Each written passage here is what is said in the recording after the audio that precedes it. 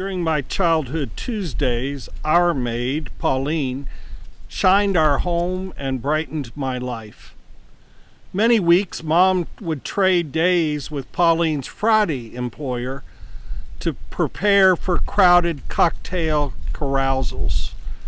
I remember Pauline's laughter, her chess pie, her discipline, her love, and her riding the bus to the west end of Louisville, like Psalm 103, as far as the east is from the west.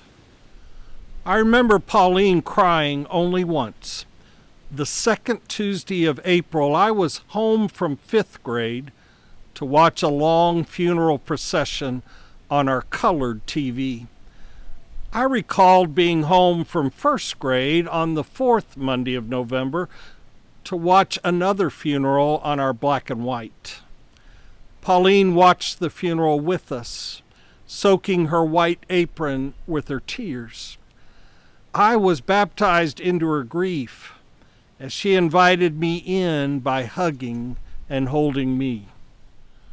20 years later, the thickest book on my shelf was A Testament of Hope, the essential writings and speeches of Martin Luther King Jr. Unlike so many books around it, I actually read this one. Moved by his poetic, prophetic preaching, that year during our annual meeting, the fourth week of April 1988, I was given the Mexico, Missouri NAACP Drum Major for Justice Award. I was astounded. I had attempted to answer Dr. King's call, but I hadn't really accomplished much. And why an award from the National Association of the Advancement of Colored People, the NAACP? I asked the leader, why me? I'm not a C in the NAACP. She said, honey, we're all colored by God. There's just a variety in the pigmentation. I realized this award was not one more benefit of my privileged life. I was not apart from others.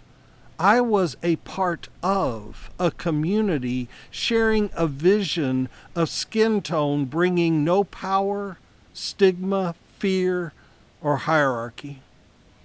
I accepted the appreciation for being part of a kingdom where everyone equally strives side by side for the betterment of all.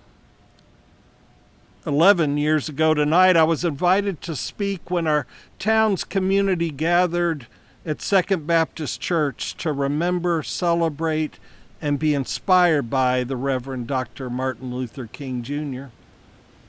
I invite you to discern if those words have something to say today. What is your experience of moving apart from into being a part of whatever the other is in your life?